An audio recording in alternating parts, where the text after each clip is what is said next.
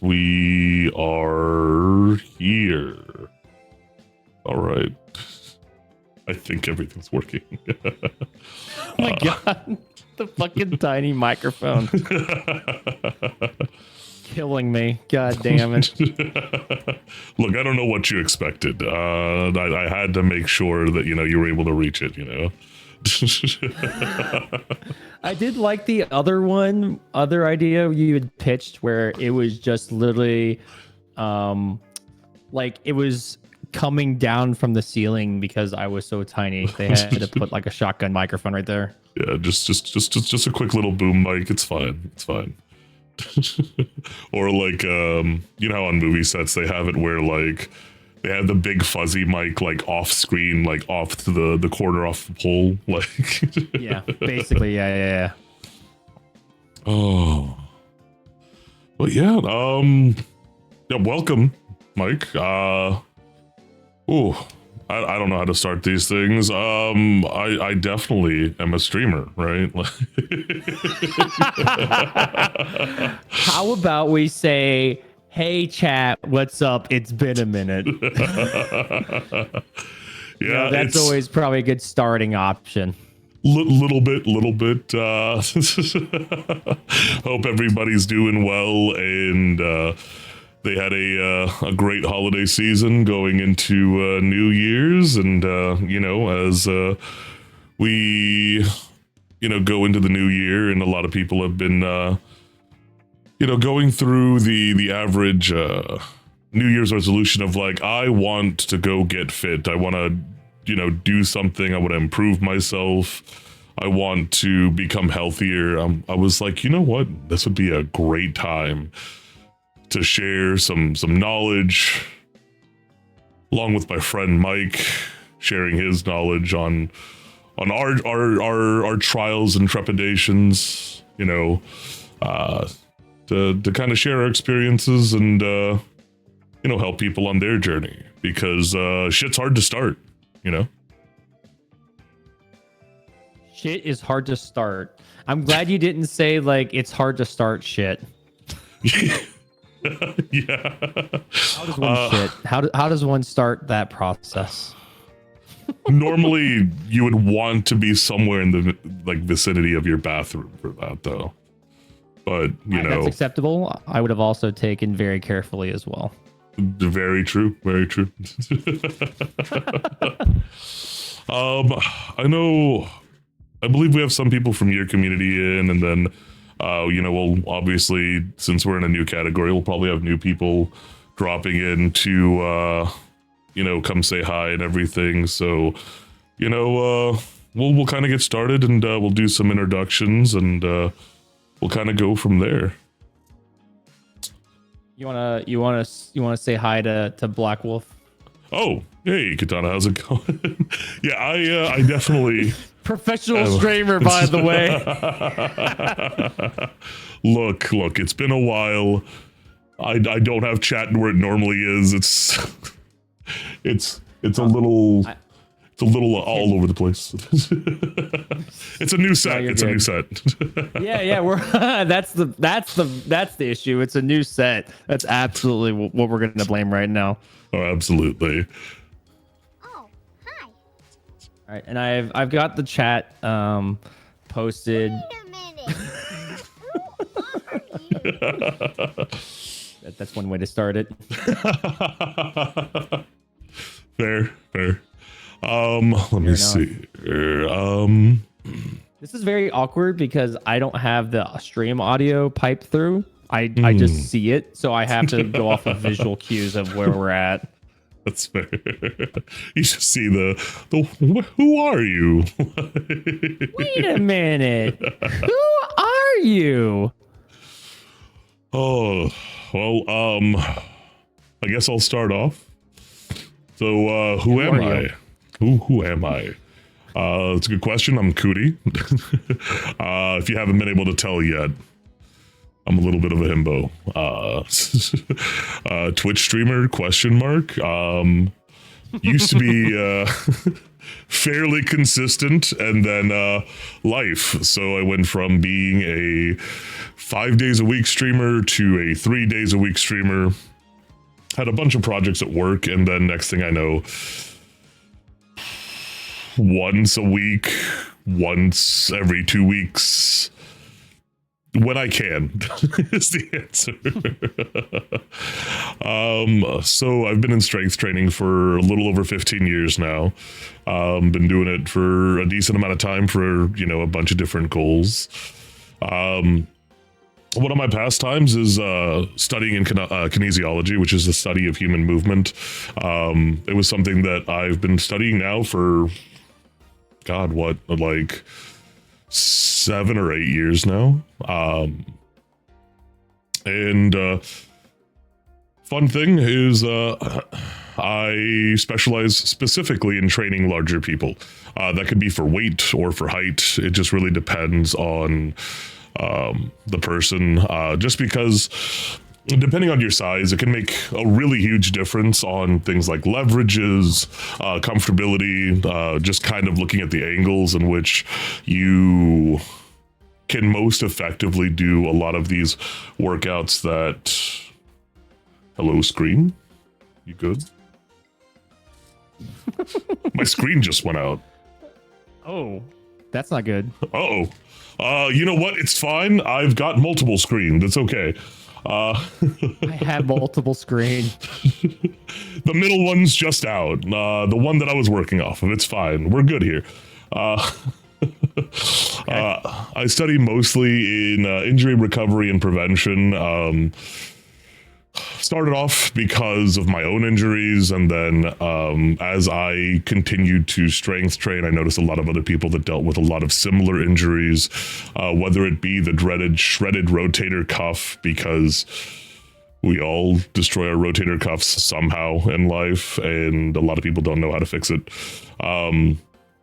Or things like pelvic tilt, lower back issues, just kind of focus a lot on how to improve people's mobility and quality of life that way. And fun, the fact that I've talk about every once in a while, but I used to be an amateur strongman before I had probably the biggest injury I've had so far, which are 2 partially torn hamstrings, which don't do that. That shit sucks. That shit sucks pretty bad. But that's a little overview of me. Aha! I got my screen back. Hell yeah! It's so random. What caused it to turn off? I don't know. I think my KVM switch is just a bitch, and it decides every once in a while to just be like, no middle screen, no middle screen.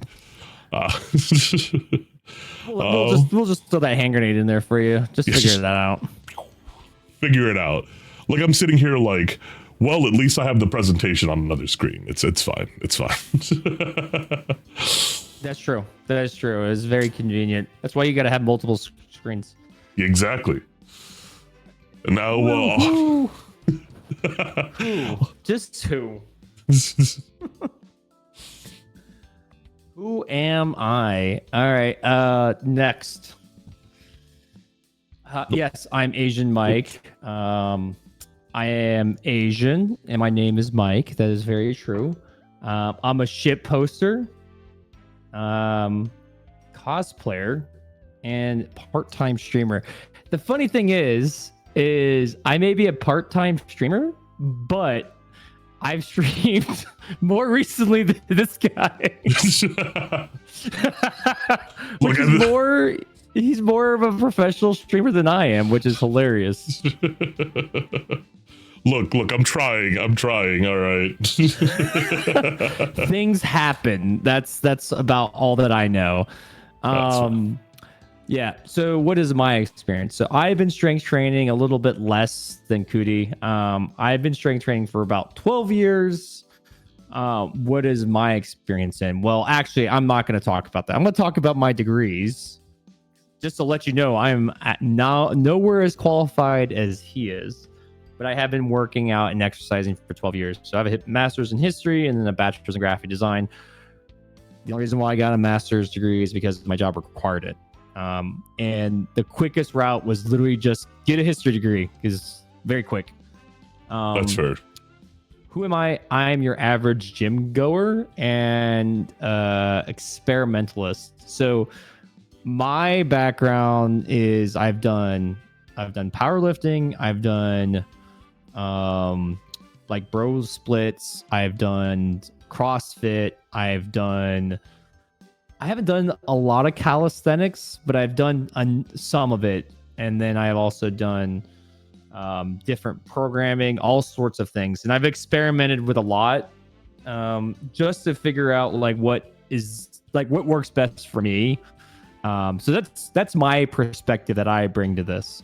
Cootie kind of probably brings more of like the professional trainer perspective, whereas I'm the average Joe, if you will. If you're a dodgeball fan, you'll kind of get that reference.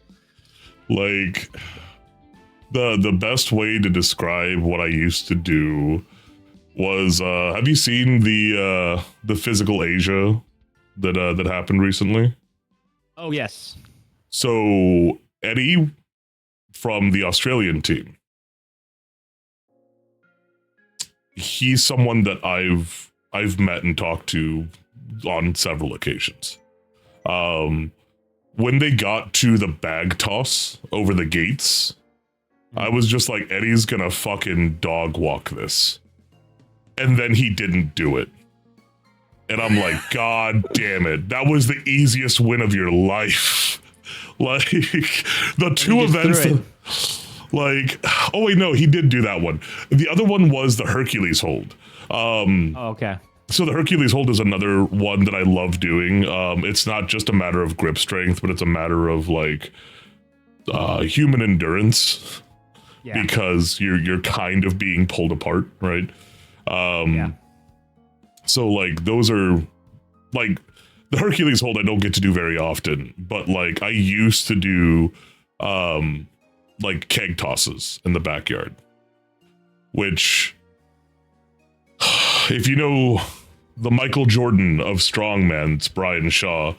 Yep. He would set up like basically this giant field goal in his backyard, which is what we normally use to train like height for keg toss. And he would be in the middle of like suburban Colorado, right? And as you're just driving by, you just see this keg flipping into the air way above the house. And I'm just like, yeah. Yeah, I used to do that. That's a lot of fun, and also the fun, like the stairs that I get.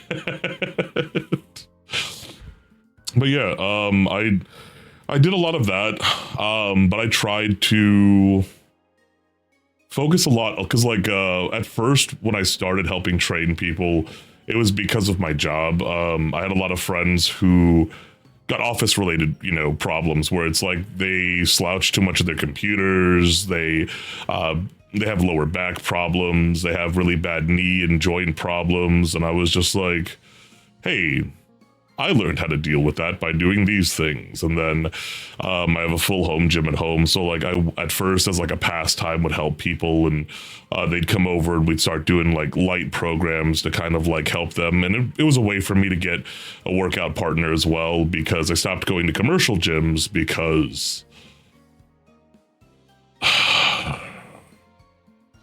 oddly enough, people really like talking to the big guys in the gym. Once they realize that we're all teddy bears. And I would spend most of my workout giving advice. And I was just like, all right, guys, I need to get my workout in. So I just started doing it at home. That and, lack of strength, like strongman, like specific equipment. But, we talked about that with a lot of gyms don't have that kind of equipment. Can be somewhat frustrating. Yeah. The first thing we should probably ask though is how do we start, right? Well, we know how we start. How do you start? I mean, so one thing that I've always kind of found was that when it comes to people starting a fitness program, they always go in set ridiculous goals for themselves and burn out in the first month, right? Right. And we'll go over goals a little bit later, but the thing is that, like, honestly, getting off your ass is the best way to start. And it doesn't have to be something insane like, you know what, I want you to work out 2 hours every single day.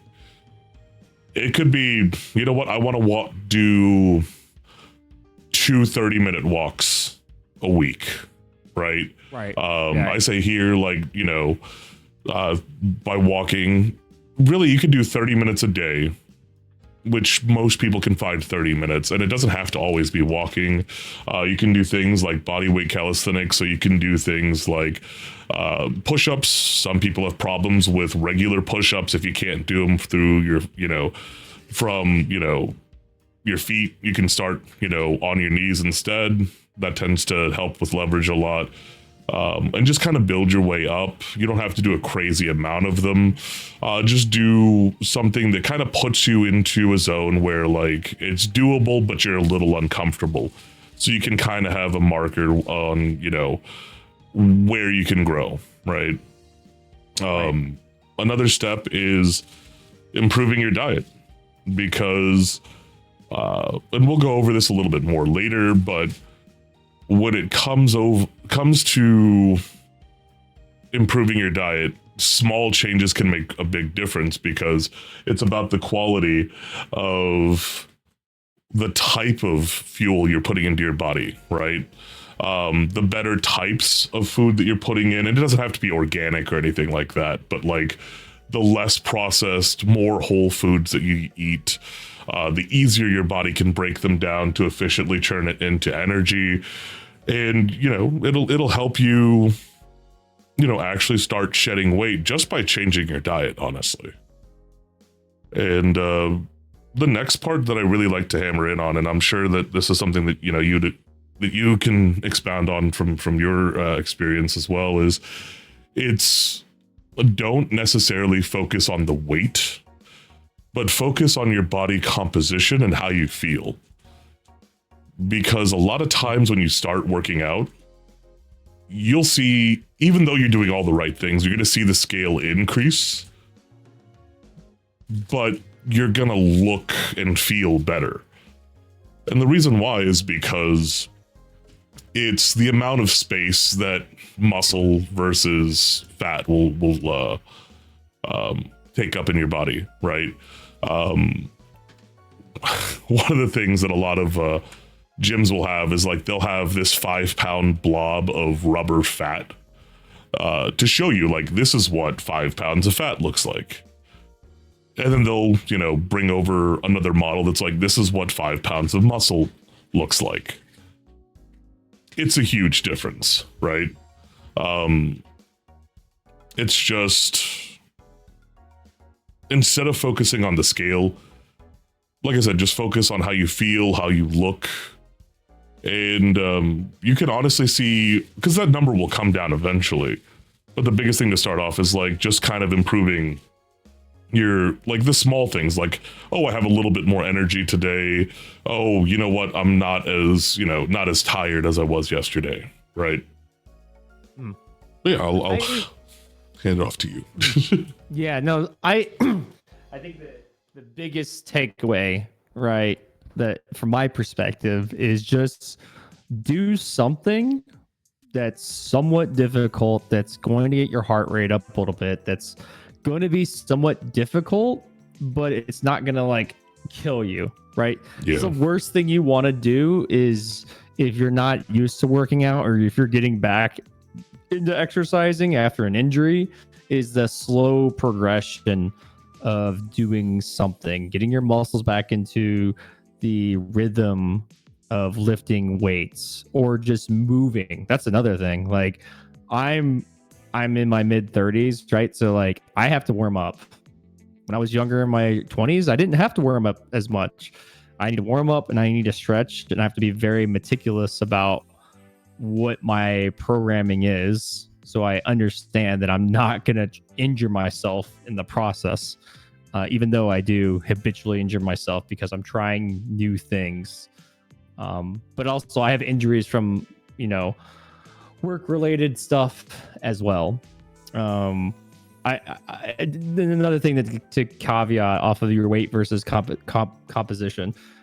Generally speaking, when you're going through the process of exercising, especially if you're lifting weights and you're putting on muscle is significantly denser than fat. So you may be in a weird transitory period where you're not seeing the scale reflect your effort, and that's not to be dismayed, because what generally is happening is that you're trading fat for muscle. So you're probably not going to be at like a huge change. You may be at like a net zero for a while you're burning fat and gaining muscle. So you can't really chase I would say arbitrary metrics such as your weight on a scale if you're exercising. That's a very dangerous thing to do, is trying to track progression. Believe it or not, the tried and true method that I use is like I just do a front and side and back photo of myself in shorts, and I just do comparison photos on a weekly basis. Every day is a little overkill because you're not really going to see much difference.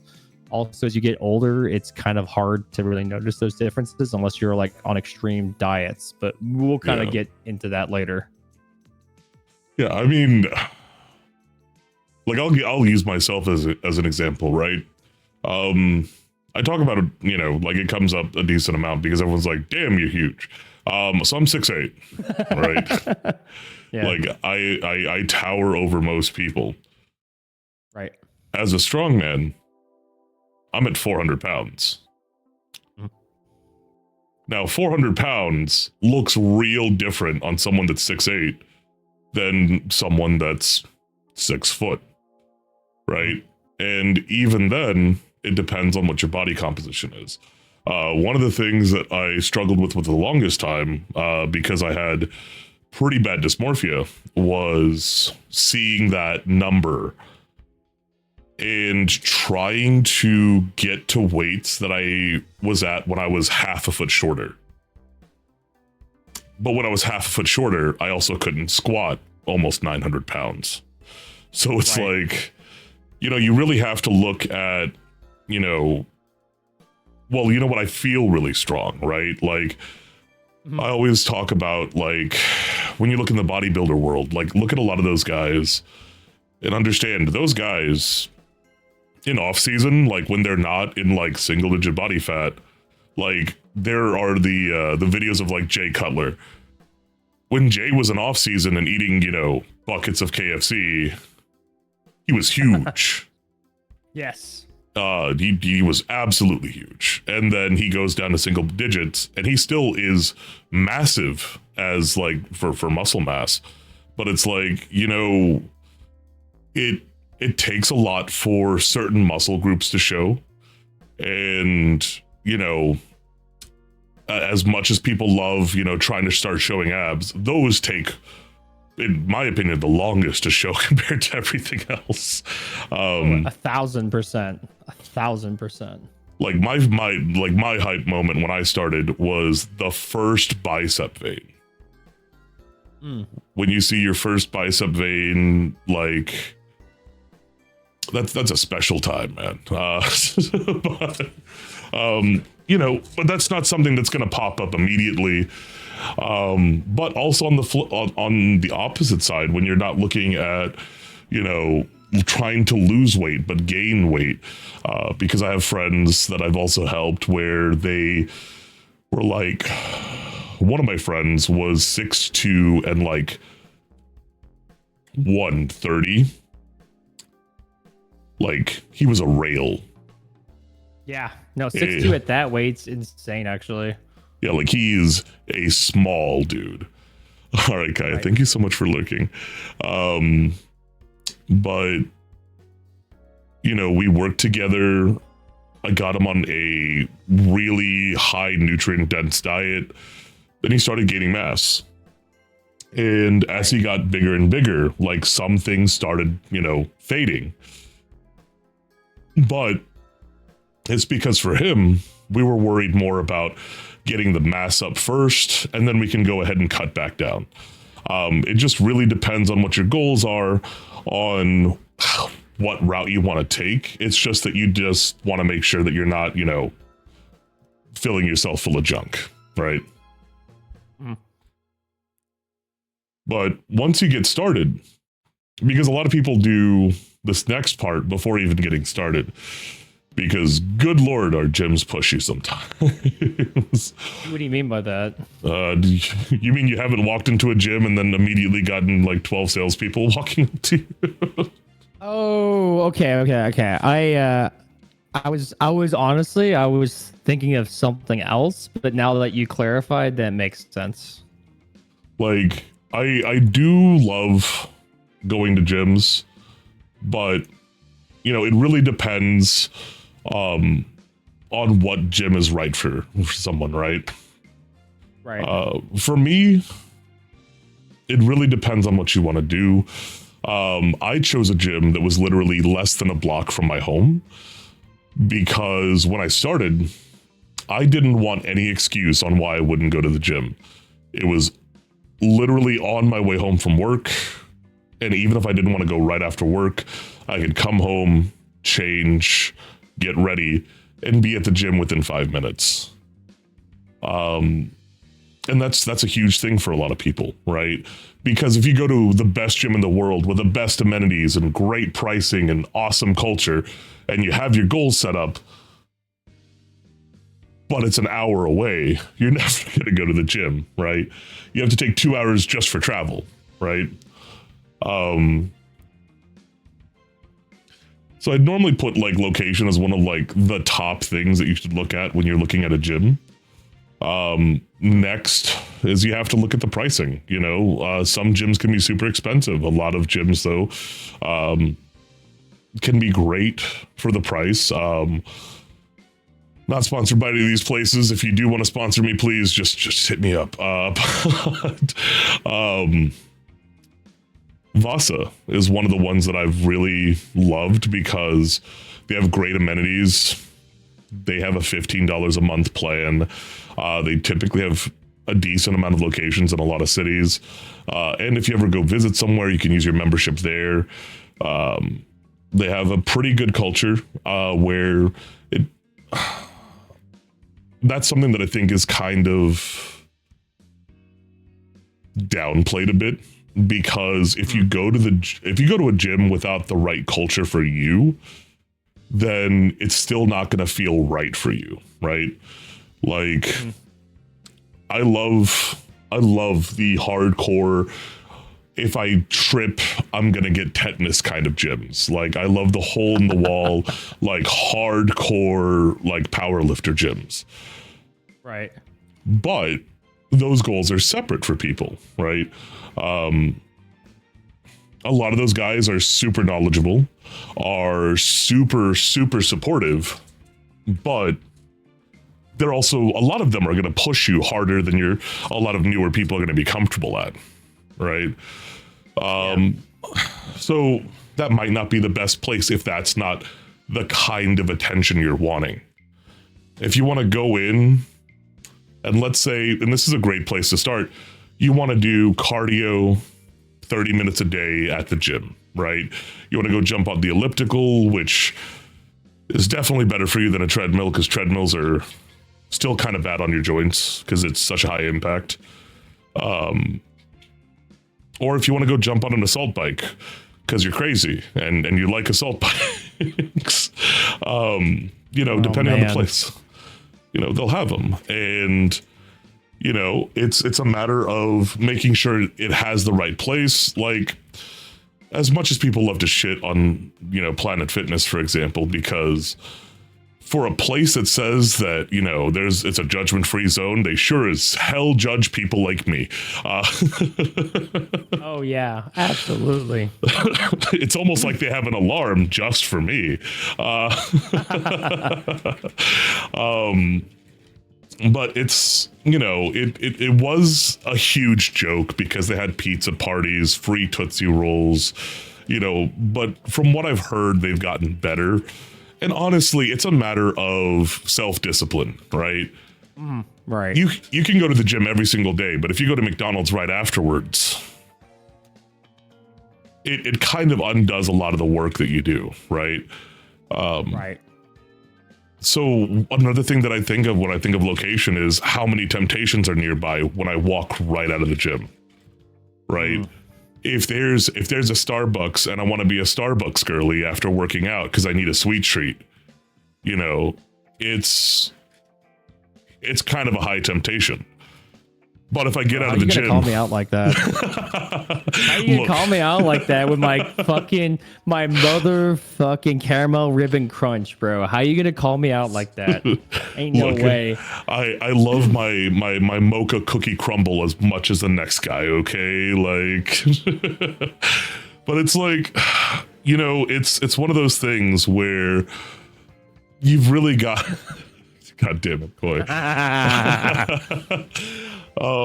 You know, you go out and you put all of this work in, and I absolutely think you should treat yourself from time to time, because especially when you're on a rigid diet and you're working so hard, you deserve to have a treat like once or twice a week, right? the after gym mentality of I did the gym thing, I can has treat. Yeah, it's just you want to make sure that it's reasonable, right? Yes. And we'll talk about it a little bit more when we get into nutrition, of the idea of calories in versus calories out, right? And it's a super simple formula, but at the same time, there's a little bit more thought that goes into it when you think about quality of calories.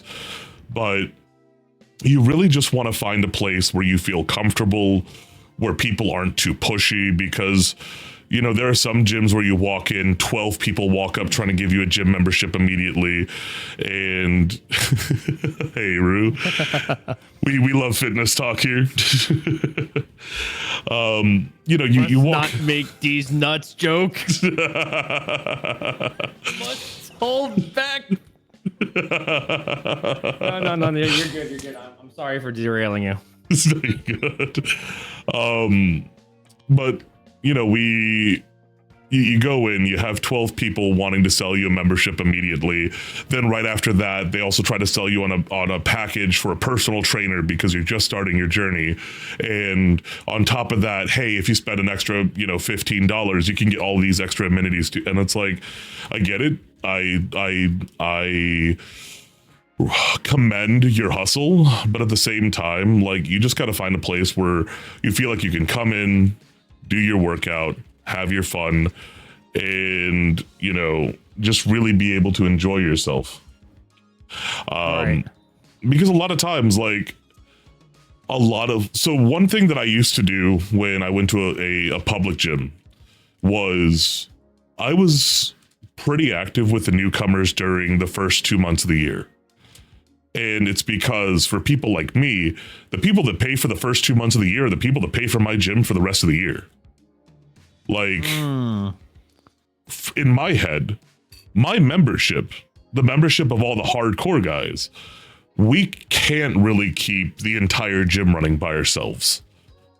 But It's people coming in, joining new, and trying to become a part of that culture that really helps the gym stay open. And I hate the idea of people feeling unwelcome. So if I see new faces, because, you know, back then I was there 5 days a week, I'd always say hi to new faces, you know, people, which kind of was a detriment to my own workout because I spent half my time talking. But, you know, it's one of those things where finding a place where there are welcoming people can be a huge benefit to you, you know.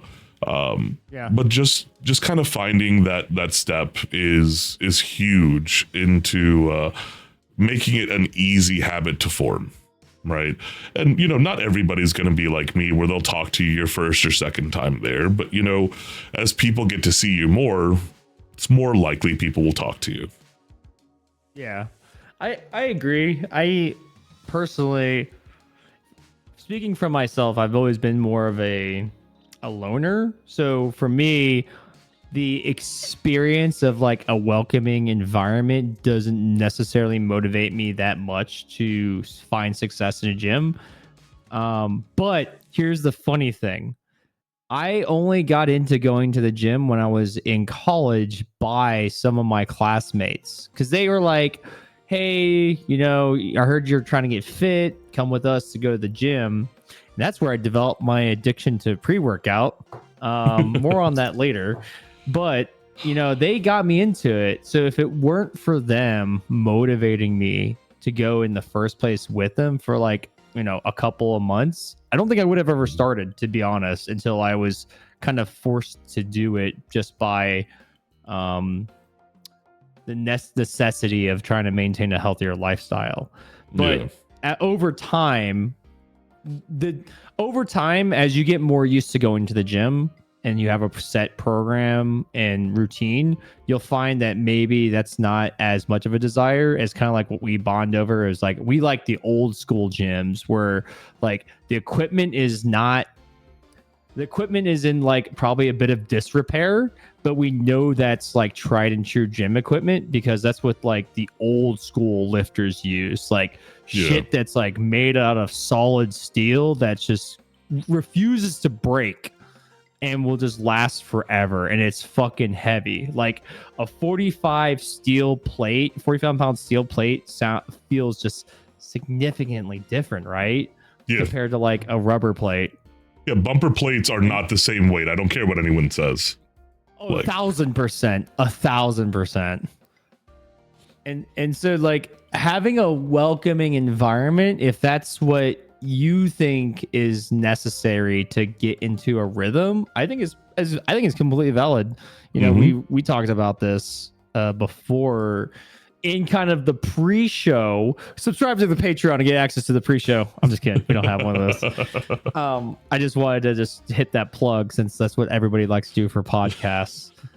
We don't do exclusive content here. But I think it is important to know yourself, right? And that goes back to the goals, which influences the location, the culture, determining what price point you are looking for and what are the amenities that gym will have, which will probably go into like the next kind of talking point.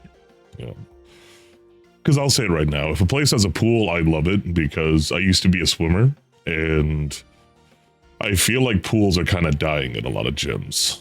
Or it's the shallow kiddie pool that you can't really do anything in. Look, I can't do a kick turn in a 2-foot deep pool, all right? Like, and it doesn't help that if like I do a kick turn, I'm already at the other end, and I'm just like, okay, I'm just kick turning from side to side. This isn't good. All right. Well, listen, not all of us can be fucking a jacked Michael Phelps, all right? God, I wish. Okay, that guy's pretty strong, but yeah, he's also fucking tall as shit like you. Yeah. Oh man, one episode we're gonna have to get into ape indexes because my ape index is ridiculous. Like, it's bad. It's real bad. My arms are so fucking long. I've never even heard of that. So your ape index is basically your what's the best way to like explain it? I just went to a website that has a calculator. It says wingspan, height, and it calculates your ape index. Yeah. So it's basically like how much bigger your wingspan is than your height is like the simplest way to do it. And yeah, no, my arms are fucking long as shit. Like, I'm long torsoed and short legged, so I'm just like, yeah, no, deadlifts are great, but I also have to like, compared to other people I know around my height, like they have to go a lot farther than I have to get it off the ground.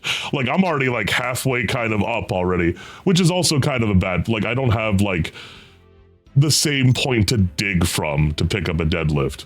But also, hey, side note, you don't have to do deadlifts early. Don't believe what everyone says. Deadlifts actually have a super high injury rate, and oh yeah, we'll go over bodyweight squats later, but there's a reason why I hammer in that form is important. Because for a lot of, for a lot of exercises, if you don't have the form down and you look like, a cat got spooked when you're trying to pull something up, you're just going to tear your back apart. And you only have one of those, you only get one spine. And yeah, as much as I love Ronnie Coleman, the amount of surgeries that man's gone through for his back because of the extreme weight he's pushed. Because I think he's like 4 or 5 fused vertebrae at this point. Like, I think it's 5 at this point. That man sacrificed a lot for a sport he loves. I don't want to even imagine the lengths that he took to get the amount of titles that he has. And now, just side note, did C-Bum pass him now? Has C-Bum got more Mr. Olympias than Ronnie, or is Ronnie still the GOAT? Let me see here. We're getting on off a tangent because we want to know who's either the reigning champion or the newbie that's taking over. Let's see. No, not Olympics, Olympias. Come on. Wait, did the Google think you were talking about Olympics? Yeah. Let me refresh this here. Ronnie still has the most with 8. That's what I thought. Yeah. But I mean, what? C-Bum's got what? 5? 4 or 5? I think so. Let me see here. Yeah.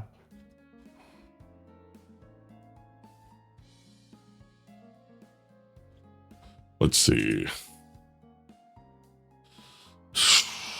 6. He just won 6. His 6th in 2024. Yeah, and he just retired. Yeah. So Ronnie's still the GOAT at 8. Like. Yeah, I mean, Ronnie's the GOAT at 8, but the thing is like C-Bum made it to 6, and he doesn't have as many injuries as what Ronnie has. Now, understandably, maybe we'll have like a history lesson in powerlifting or competitions as one of our future episodes.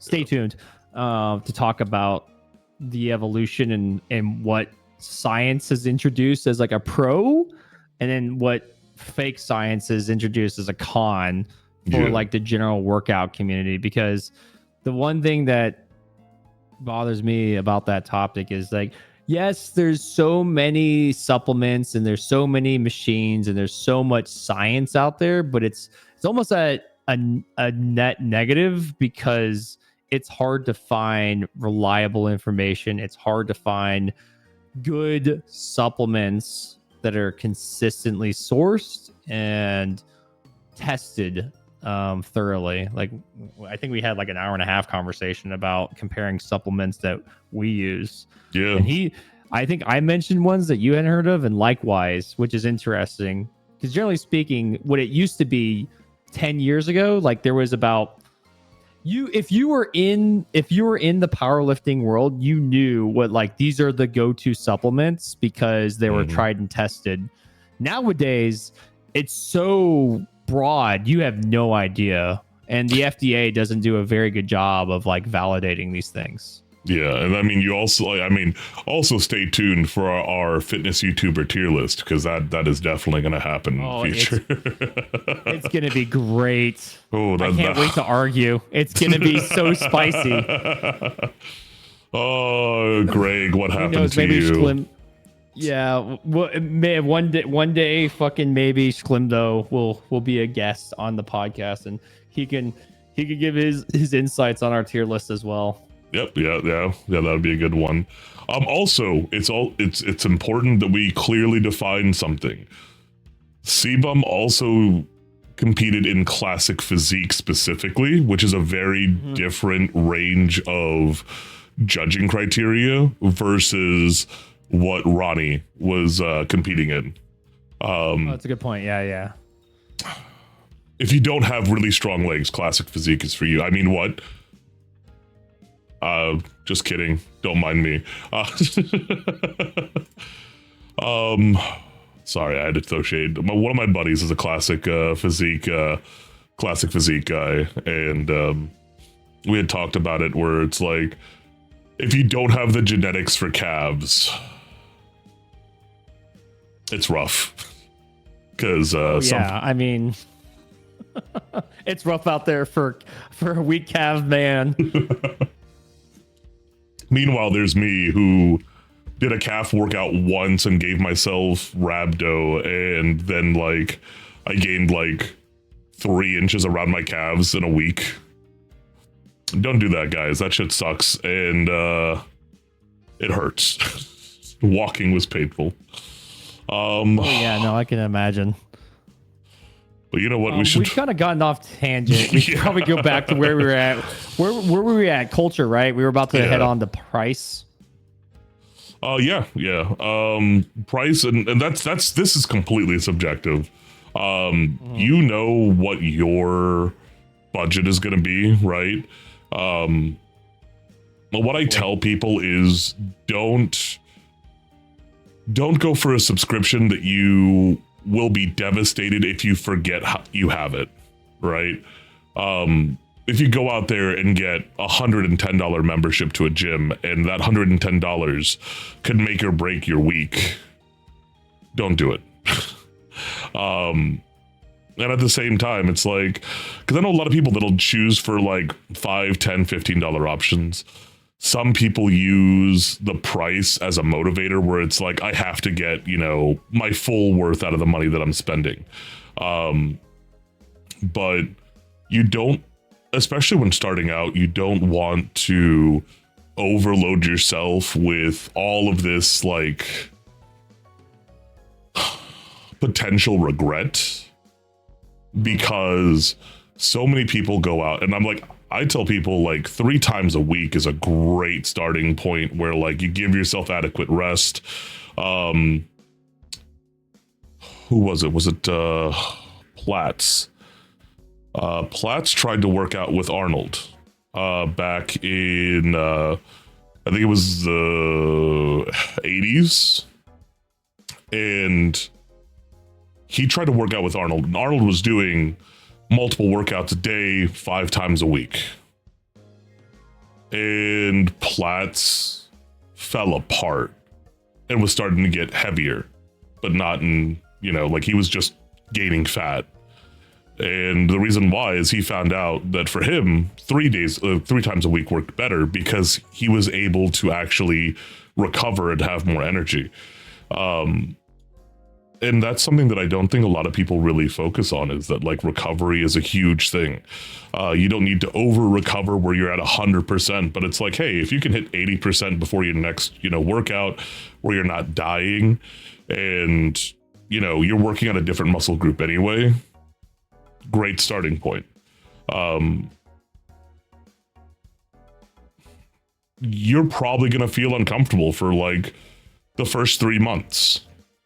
But that's because you're trying to break into a new hobby and it's something that your body's just not used to. Just stick with it and, just don't try to kill yourself over, by overdoing it and end up stuck and just putting yourself in a state of recovery that's so bad that you skip a week and then that week falls you out of habit because you're so early in your habit.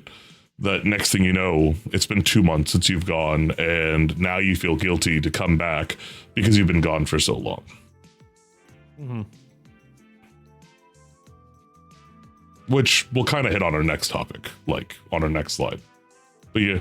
Yeah, no, I agree. Like the price thing is very subjective. I think that's that's going to be like one of the harder things is like, because it's inherently tied to amenities, which is the next topic. Is go for personally, because of my work schedule, I need a gym that's 24-hour access. I go to anytime. Anytime is great for me because I need a job that's flexible with hours with my job, has multiple locations because I travel a lot, so I can go to anytime. And yeah, granted, they don't have like powerlifting equipment, unfortunately, but the powerlifting gyms that are where I live, they're like they're very expensive and they're very exclusive, which is it's great and it's also bad because I can't necessarily go to them whenever I want. Yeah. Previous place I used to live at had a 24 axis powerlifting gym and it was great. It was very close to my house. And I usually say like that's what's important to me is what are the hours? How far is the drive? And then lastly is what are the additional amenities that are offered? Mine, I think most of them have like showers. And that's it. Like I don't pay anything extra. Like I don't do sauna, I don't do cryo. I don't get any of those additional things because it's a significantly upcharge that they do that we kind of talked about earlier with, you know, when you go to more of the commercial gyms like Planet Fitness or Crunch or anything like that or Anytime. Yeah. They're going to try and sell you on those upcharges like getting a trainer, getting cryo, getting red light therapy, right? And I'll be honest, a lot of those things aren't necessary for a lot of people because you won't know the amount of physical exertion that's necessary to really leverage those tools until you get a little bit further into your fitness journey and do some more research.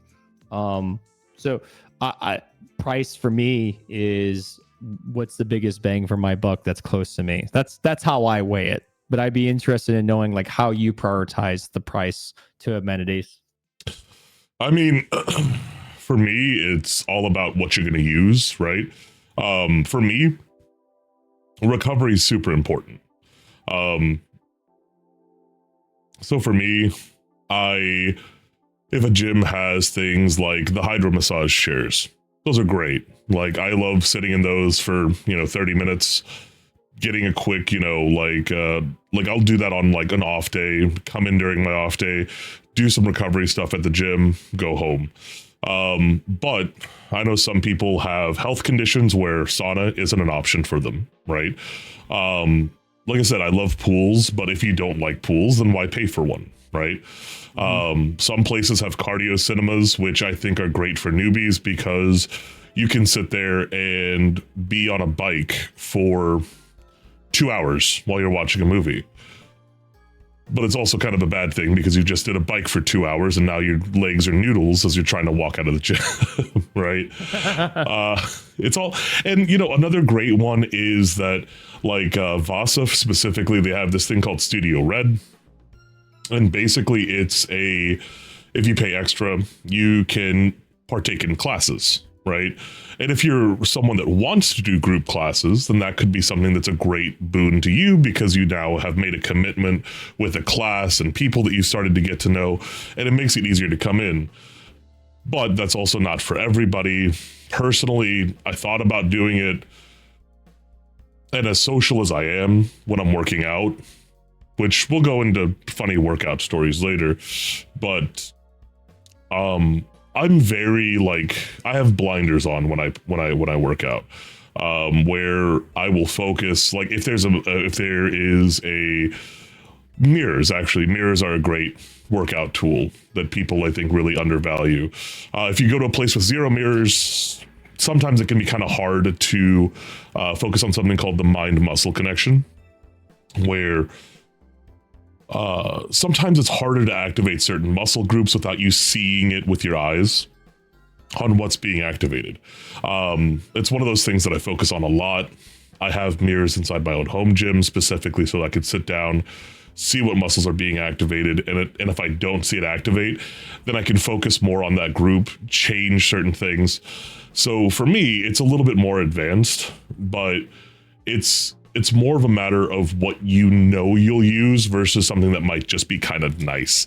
And it's a question of, is the thing that's kind of nice worth the amount of money that you're paying for it, right?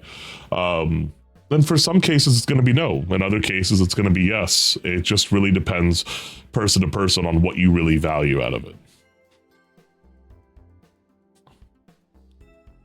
Oh. Yeah, I agree. I agree. I think it's yeah, I mean, I don't really have much to say onto that, but I agree with everything you said. Why pay more if you're not going to use it? Yeah. Yeah. I mean, like I said, it's nice to have it, but if you're not going to use it, then that's just cash burning out of your wallet, right? Yeah. Like, I mean, I have cryo stuff at home. Like, I have an ice bath. I'm not going to lie. It's winter. I don't like the idea of going in my ice bath in the middle of winter. So I haven't, like, lately. Because I'm not going to be cold just getting in there. I'm going to be cold. I'm going to be fucking freezing. But during the summer, I'll sit in there for an hour and watch a movie. So it's, like I said, it's just all a matter of like what you find value in and what you know you'll use versus, you know, a salesman being like, this is an awesome, you know, extra thing you can do. And it's like, yeah, but I'm probably never going to use it. Right. Sure. So yeah, just find what fits right for you and what your goals are, and, you know, go from there. And if you end up, you know, wanting to change it later, a lot of these places, because they're non-committal and they're month to month, you can add it if you want to. It's just a lot of them hope that you forget, and then you get charged that for like another 6 months before you actually change back to the old plan. Ooh, that's a good point.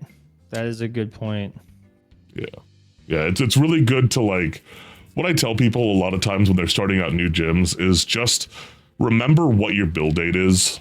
Set a reminder a week before so that if you want to make any changes, you can make that change a week before your next due is going to be processed. Yeah, I do that for basically all my bills. So this is a side tangent about budgeting, but anything that I have as a recurring bill, I just have it as a reminder on my phone that, like, oh, I have this bill coming up. It's like, yep, I'm gonna keep that going, and just press mark complete on my calendar. I definitely haven't been paying for Apple TV for a year and forgot that I had it. That's definitely not me. Awkward. Why are you gonna call me out like that?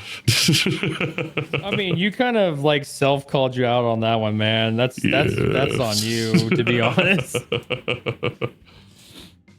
So I think this kind of segues into the next part, which is your first workout, right? Yeah. I'm nervous about walking into a gym and being mocked. This is kind of why I've talked about culture, right? 90% of the time, if I'm going to be completely honest, no one's looking at you. Yeah. Doesn't matter how hot you are or how unattractive you think you are.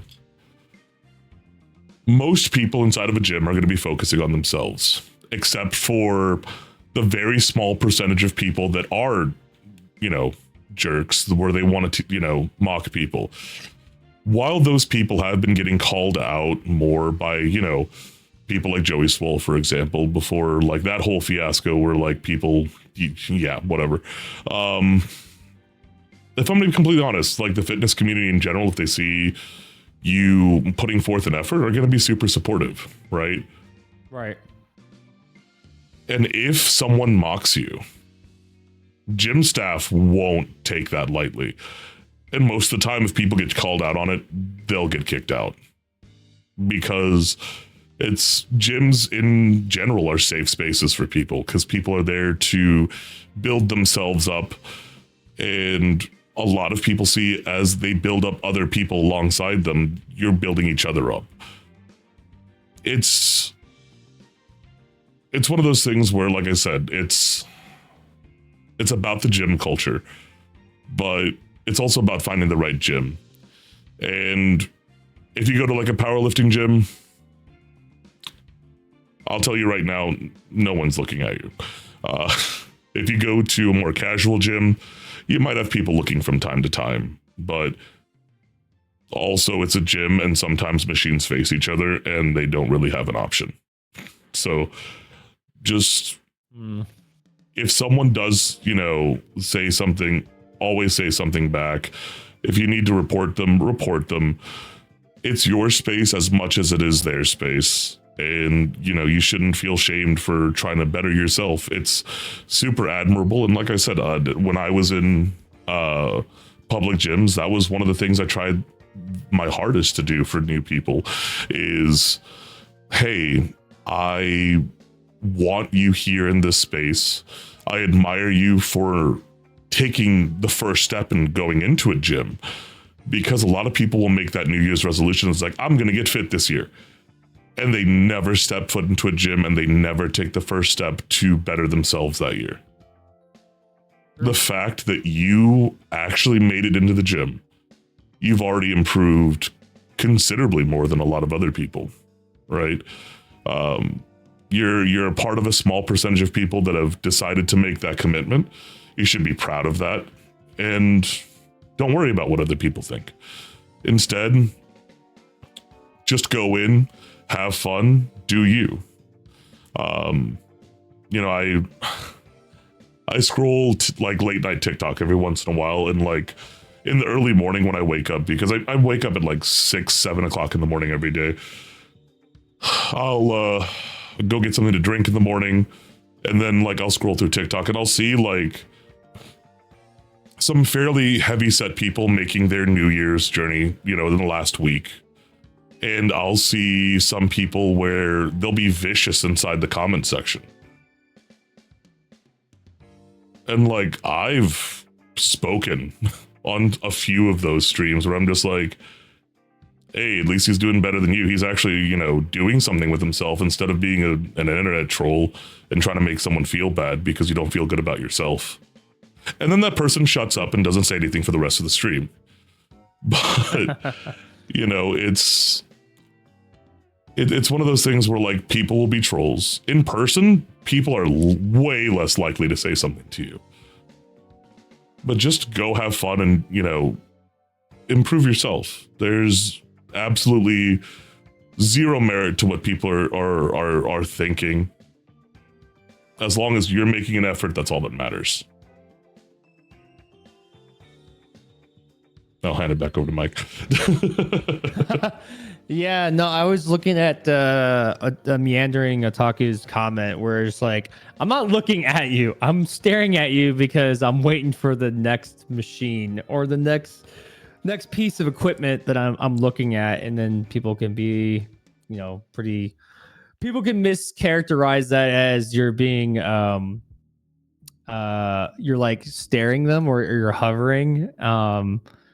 And I feel for you on that one, because that is all I would say is like, if you're going to go to the gym, please be mindful that it is a public space and it's a shared space, and that you're not the only one using that equipment, right? Like, let's just make this a PSA as it is that, do your work, do your exercises, and then move on. Because someone else is more than likely going to use that piece of equipment, unless you're using something that's extremely niche that not a lot of people are going to be using. Like, even so, I would say like, just, do your thing and then move on. Generally also, speaking, wipe your fucking machines down. Dude, please. Okay, like I said, as much as like people like to hate on Anytime Fitness, that's the one thing I do like about at Anytime. They will bill your account if they catch you not wiping down your equipment. You'll get a warning, but if they catch you, they will charge your account. And then at some point, once you get enough warnings and charges, they will suspend your account. You want ringworm? Because that's how you get ringworm. Yeah. If you want MRSA, that's how you get MRSA. Oh, Jesus. Please, no. Yeah. But, yeah, just, be just good gym etiquette, right? One way that I approach this, right, is if I'm in the gym, and how I got over the stigma of everybody's looking at me, right, is just think of it this way. Everybody's there. If you're there for the right reasons, you're not looking at other people. You're there to like for self-improvement. You're not there to like gauge how strong you are or whatever. That should never be your main focal point. Is focus on yourself. Now, there will be some people like absolute units like Cootie that may be that's in the gym. He may be out there looking at other people, making sure they're not injuring themselves, which I have done that before, because if you've been lifting for long enough, you know what right looks like, and you know when an accident's going to happen. And sometimes I've done it before. I'll step in and be like, hey man, do you need a spot? I see you got a lot of weight there, and I saw you struggling with the weight you did before. And I'm not here to like ridicule you. I just want to make sure you're safe. Yeah. And that's really what it is about. When people are watching you, and it's usually like these yoked dudes or these really jacked guys. They just want to make sure you don't injure yourself, because 9 times out of 10, they've already injured themselves, and they're not looking for someone else to have that same experience. Yep. I mean, I think the perfect example is there's this hold on, let me, god damn it, can I put this over here? Damn it, that didn't work. Let me just delete that. No, go away. So that's me inside the gym. Just the caveman SpongeBob look. Whenever I see someone using suicide grip. So in bench press, there's this thing called suicide grip. The reason why it's called that is instead of wrapping your thumbs around the bar, you put them on the same side as the rest of your fingers. It's a great way to activate certain muscles, but it's also a great way to get a giant bruise across your chest if you don't have safeties set up properly, or drop it on your throat and kill yourself. That's a giant fear that I've had. I very rarely use it. I only use it with a spotter, and when I see people using it, I will like float around just in case. Because sometimes I'll see like smaller people doing it where it's like, oh no, you're just doing something that you saw in a YouTube video. I'm gonna float right around here. But that's, I'm also strange. Like I try really hard to have a really safe workout environment for not only myself, but for others. And because of that, I do that. But don't also think that this is something that you have to do. And typically it's going to be people that are more experienced that might do it. And it's not always going to be there. So don't try to rely on that being there, So yeah, just be safe. Don't listen to everything you see in YouTube videos. Twitch, on the other hand, Twitch is great, but that's why I'm here. But kind of going into what we were talking about earlier, when it comes to things that you can do to kind of start your journey, 30-minute, like walking 30 minutes, a day is a great start. But also bodyweight calisthenics, and one of the easiest ones to start off with is the air squat. It's super simple. You just need to be feet shoulder width apart. You want to make sure that it's a slow and controlled movement. You want to be able to go low as you can while you're still being stable, especially for a lot of people that aren't used to squatting. You may not be able to go all the way down to parallel, like you see inside of this video, where your quads, the muscle on the top of your thighs, can be parallel with the ground. And you might want to start where it's a little bit above that and go a little, kind of work your way down. There are people like, I'm sure Mike's able to do it, and I know it's one thing that I do. I will sit on my heels every time I go down. But for people that have limited mobility, that's not possible for them in the beginning. So do something like do it while you're able to stay stable, and make sure that you don't bounce when you're going low, where you're using that rebound to pop yourself back up, because you're stealing progress away from yourself. So I specifically always try to go hold at the bottom for about 2 seconds, and then from that dead stop, put your way back up. When you're at the bottom, you also want to make sure, instead of using your back too much or using your hamstrings too much, you want to squeeze your glutes. Like, just kind of imagine like a ping pong ball between your cheeks, and you just want to like squeeze it as hard as possible, and that thrusts your hips forward, which is the movement you really want to do to have a proper squat.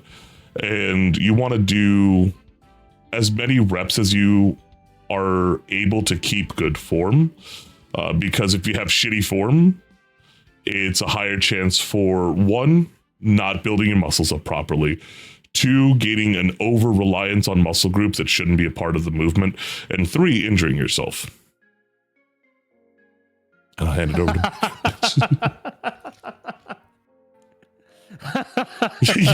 yes, absolutely. Yes. Exactly. I keep like randomly tapping my keyboard. Jesus. Yeah. Did you have anything to add for squats?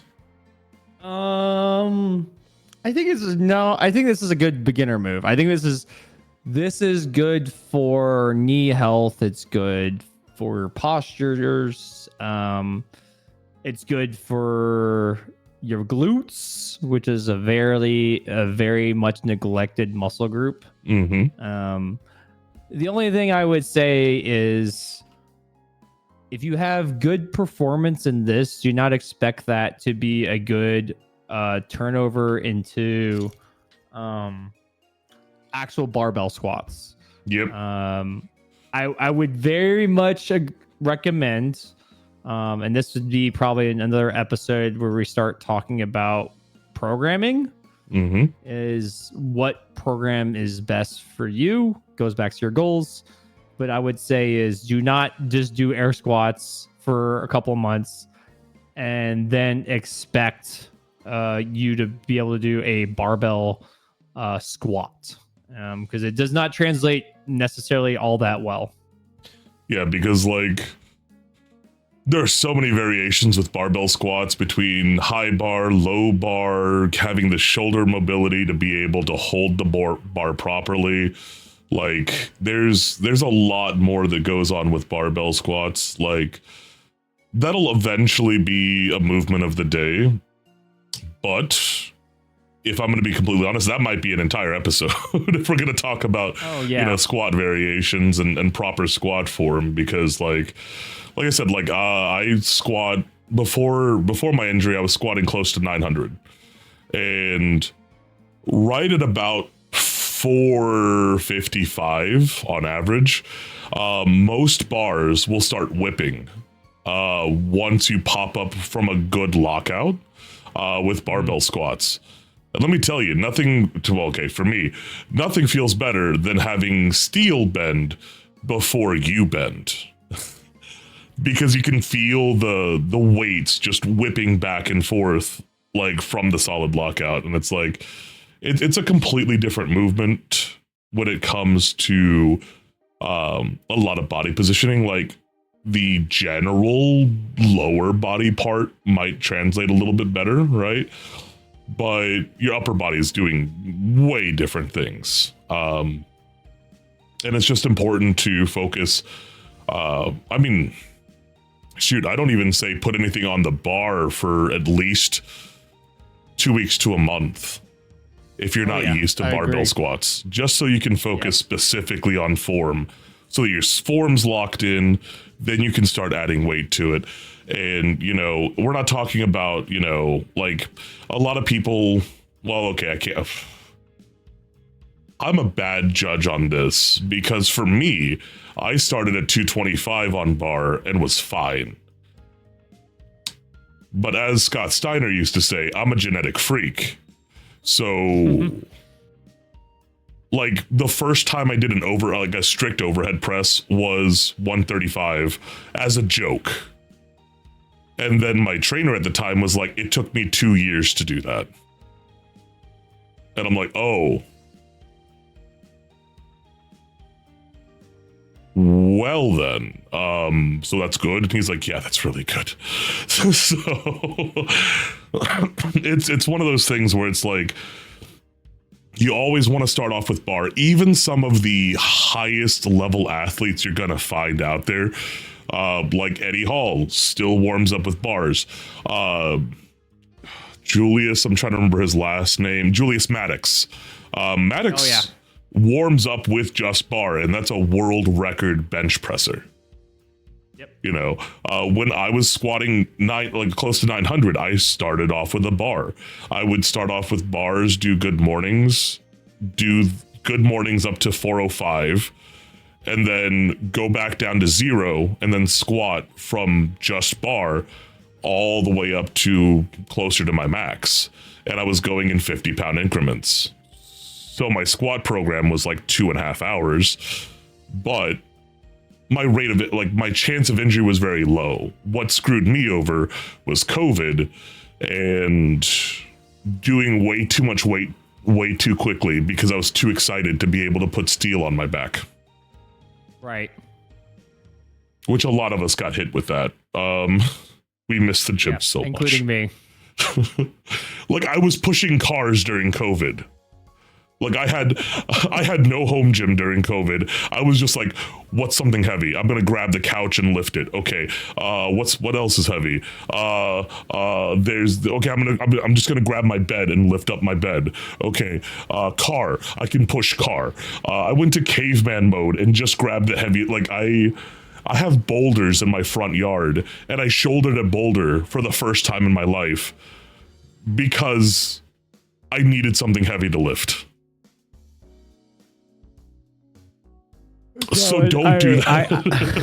No, it's not. No, warm up is God. That could be a whole. Well, it wouldn't be an entire topic for an episode, but it would be a good talking point, right? It's knowing yourself, know where the programming is, and I warm up with barbell. Everything, bench, all the movements that require a barbell. There's always warm ups.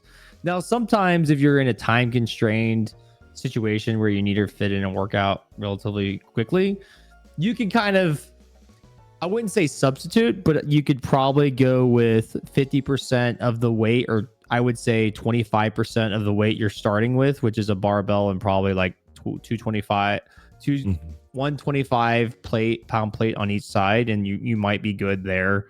But I'm just old school. I always do barbell first so I can lock in the form, understand where my safety bars are at, understand what's the range of motion, because the thing is with benches, and Cootie probably knows this as well, not every bench is the same. Not even benches that are made by the same brand feel the same. Yep. So if you aren't familiar with how the bench feels and where the safeties are at and where the starting position is, and you immediately go into it, you're asking to be injured.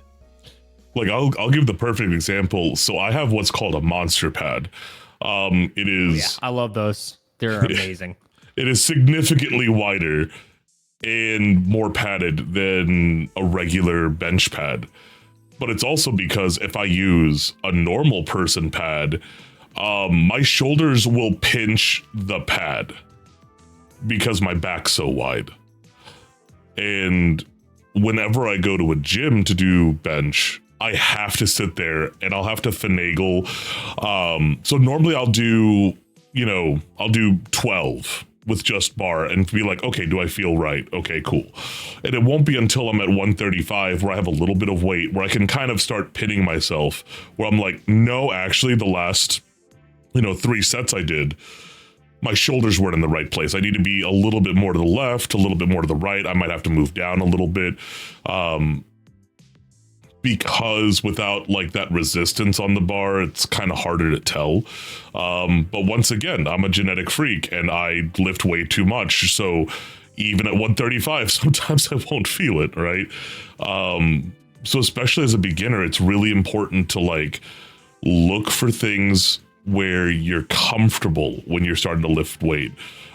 Because if you're not comfortable, you can't really get under the weight, and you may end up injuring yourself because, let's say your shoulders are like mine and you have very wide shoulders. Well, when you grab that weight and you start bringing it down, you're too far to the left. Well, now your right shoulder's on the pad, your left shoulder's off the pad, and now you're unstable.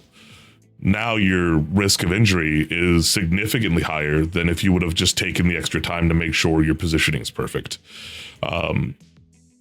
So, really doing the warm up and making sure you take the time to be safe, your reward for that is super high versus trying to rush it. And then next thing you know, you have the extremely scary and dreaded pec tear that I've seen way too many of people that I'm friends with and people online tear a pec. And that is a terrifying injury, which is why, I recommend doing something like this where your risk of injury in the beginning is significantly lower than going out there immediately trying to learn bench without anyone there and then potentially injuring your shoulders, your triceps, there's a lot, right? It's just all a matter of making sure to take your time, right? Yeah. I think you just cued me in on something. Also, Zary, thank you so much for the resub. Is not only is barbell movements, how many more slides we got left? Because I'm looking at the time here. 5. Yeah. Okay. We gotta get kind of plow through this. Last thing I want to say about this, because we've gone on tangents now. Yeah. The thing is don't be unassumed of machines making it easy for you.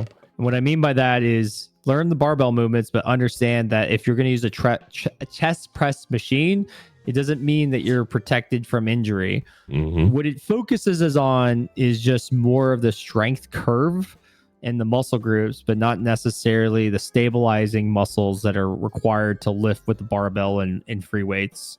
Yeah. So if you only train with machines, you are doing a disservice to yourself in the fact that you're not training your stabilizers and other additional muscles that are part of the muscle group, say for a chest press. Whereas with the bench, you kind of sacrifice training a specific strength curve, but you are getting a more rounded training regimen. So there's pros and cons to those types of things. But besides that, let's move on to the next slide. Yeah. I got a time hack, man. I got a hot pot that I need to get to. That is fair. So what motivates you and how do you find it? I'll go ahead and start off, and then Mike will go to you, and then we'll go over a couple of different types of goals, and we'll kind of go over these a little bit faster. So what motivates me? Health. It's all about health. Before it was all about I lift big heavy thing. I lift really good. I move heavy. Now it's how does my body feel? How are my joints? How is my overall health, right? It's just all a matter of what's important to you. If you want to be super strong and you have a sport that you want to go into and you want to learn it, great. That's a great, starting point to find, a goal and what motivates you in that specific sport. For me, I just want to feel good, be happy with myself when I look in the mirror, and not hurt myself. Mike? Oh, okay. Sorry. I was expecting something else on the tail end of that. My motivation is just to, maintain some level of healthiness, some cardiovascular capacity. That's my measurements is like, can I still bench 205? I don't squat anymore. I have really bad knees, and that's from previous injuries and other things that I didn't do that I'm trying to put out there for my friends and others to not do these things. I deadlift occasionally, but it's only when I'm warmed up and I know my body that it's going to be good enough to do it properly and I have the time. cardiovascular wise, like my metric is, can I run at an 8 mile pace for 5 miles? Right. If I can do that, my cardiovascularity is pretty high. And then I have some other metrics, but it's mostly the main reason why I do these things is so I can be mentally healthy. I am of the mindset where if I go like 3 days without working out, I'm very mentally unstable because that's how I relieve my stress. Yeah. No, it's a great way to look at it, because I mean, I think that a lot of people don't talk about the mental health benefits of working out, like the large amount of stress relief that you can really get out. That's the reason why I like having my private gym, is that I can yell and scream and grunt as loud as I want to without people staring at me. But, you know, depending on the gym, some allow it, some don't. Some encourage it, like, you know, powerlifter gyms. I don't think I've ever been in a quiet powerlifter gym. But yeah, it's definitely something that isn't focused on too much, but there are some pretty great mental health benefits to having an active habit like going to the gym. So there are a couple of different types of goals. The one that I always talk about the most with a lot of people when they're starting out are SMART goals. It's called SMART because they're specific, measurable, actionable, results focused, and time bound. So an example of this is some of these that are going to be coming up are like, I want to walk 30 minutes a day, 5 times a day, or 5 times a week, right? That's specific. It's measurable because you're measuring how much time you're going to be walking. It's actionable. It's results focused because you can see how much you've walked in that week and what, how you feel at the end of the week. And it's time bound because you are setting it to every single week. Another way you can time bound it is, you know, setting a month, like a 6-month goal, setting a year goal, which kind of segues over into outcome goals, which is, stay with me here, realistic goals by 6 month. A lot of people really want to focus on really unrealistic or unhealthy goals when they start out, because they set too much on themselves early on, because they don't understand the diet portion, they don't understand the programming portion, they don't understand the physical wear and tear they're going to have in their first 6 months. You will have what are called newbie gains most of the time. If it's your first time really doing it, your muscles go, oh my God, I have to, this is some stimulation I haven't had in either a long time or ever to this amount. And you'll get a ton of muscle growth, and you'll start, you know, gaining weight or becoming net negative or net neutral. But if you're focused on losing pounds, at 6 months, you may be nowhere near the amount, the goal that you want, because you've replaced so much muscle or replaced so much fat with muscle that you are a little negative on your weight, but nowhere close to what you want. Setting something that's more realistic, where it's like, okay, like let's say I want to lose, I normally say like a pound a week is actually super realistic. Because if you're dieting well, you can actually set a caloric deficit where you can lose a pound a week, which that'll have to be a completely different episode, because that's a lot of math. And we do not have enough time tonight to talk about all the math behind it. But there are ways that with just diet alone, you can hit a lot of these goals. But you want to make sure that they're realistic. If you look at how much body fat that you have on your body, and you're like, you know what, let's say I want to lose, let's say you're at 35% body fat. And in 6 months, you want to lose 5%. That's a lot, depending on your weight. But it could be realistic. And it's something where you might want to look online to see what what that percentage breaks down to, and what kind of commitment you would have to put forth in 6 months to lose that kind of weight. There are process goals, which are really important because they're more actionable and measurable. And they're mostly focused on habits or behavioral changes. Like, I don't know, walking 30 minutes a day, 5 times a week. Or, for all my girlies out there, drinking water. Sorry, I had to make sure I have that pause because I'm staring at certain people. But, drinking water is super important, but there is something called overhydration where you can hurt yourself by drinking too much water in a day, especially if you're not used to it. But just incrementally increasing your water intake can do wonders for your skin. It can help hydrate you. It can actually increase your energy levels. And honestly, a lot of inflammation problems can start being improved just by increasing your water intake a day. And just keeping it going. You are going to piss every 30 minutes, especially if you're not used to it. But it's a great goal as a process goal, just because there's normally smaller behavioral or habit changes. And then finally, there's your long-term goals that you're looking at. And this is something that's, going to be further down the line. And you're going to be looking past weight loss, and you're going to be looking at health more or less. You're going to want to do things like, let's say, this one's going to be spicy in the VTuber community. Sleeping 7 to 8 hours a night. This is something I struggle with because I have some health issues that can kind of keep me up sometimes. But let's say, for instance, I know some people where they sleep 3 to 4 hours a night. That dramatically reduces your recovery. It dramatically increases your inflammation because your body doesn't have as much time to really shut down and repair itself at night.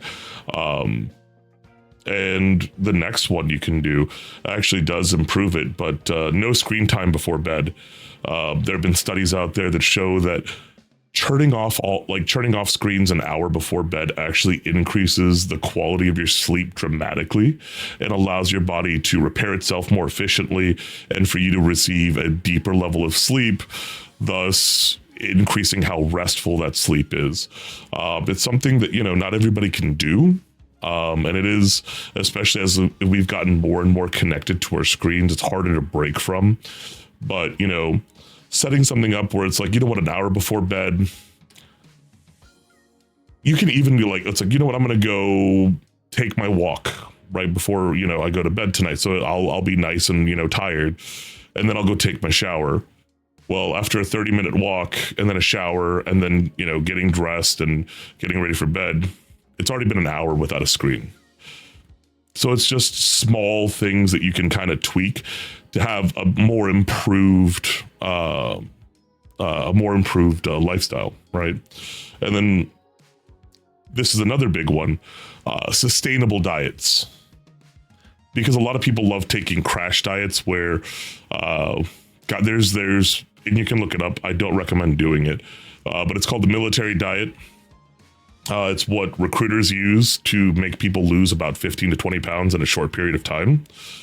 The problem is, the moment you go back to eating regular food, you gain all of that weight and typically more weight back because it's a crash diet. Setting a better sustainable diet where it may take you a little bit more time to lose the weight, but you'll keep it off and increase the quality of the food that you're eating, which then gives you even more energy, allows your body to break it down more efficiently and use those nutrients to repair your body, make a bigger dent than a lot of workouts will. Off to you, Mike. I think out of all of these, I think SMART is a good acronym for setting goals. I've used personal trainers to help me get on my weight loss journey a couple years ago. And they use some other metric, but the biggest thing is documenting, knowing where you're at and where you're trying to go, and understanding that it's a process and it's going to be a yo-yo. right? It's going to go up, it's going to go down. To put a real life situation in here, while I was on winter break and traveling, I injured my knee. So like I haven't been pushing as hard on my leg exercises. In fact, I took a couple days off from exercising to understand like, okay, where's the pain points? What's the movements that I can't do? What are my limitations? And then rebuilding my programming around that to then continue exercising. And that comes with years of experience. I've worked with 6 different physical therapists throughout my time working. I've had several coaches. Some would tell you under the mantra, which is what you were talking about with recovery, is like if you sustain an injury that it does hurt doing certain movements, that it's better for you to not do anything at all. I'm of the mindset that this is a reoccurring injury and I just didn't do proper warm-up. So I know what my recovery time for this is. It's usually about 1 to 2 months.